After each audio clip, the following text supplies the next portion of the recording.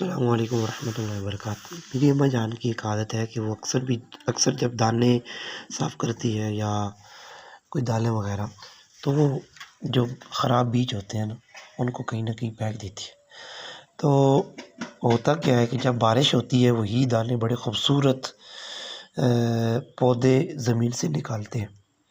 اور ہریالی ہو جاتی ہے اور دیکھنے میں بڑے خوبصورت لگتے ہیں۔ تو اسی طرح انسان کی بھی یہ فطرت ہونی چاہیے کہ جب اس کو معاشرے کے اندر کم تر سمجھ کے یا غریب سمجھ کے یا کسی بھی بات کی وجہ سے اس کو کم تر سمجھا جا رہا ہو، اس کو نیچا دکھایا جا رہا ہو، تو اس کو صبر کرنے چاہیے، کیونکہ اللہ تعالیٰ صبر کرنے والوں کے ساتھ ہے۔ اور ایک دن جب اللہ تعالیٰ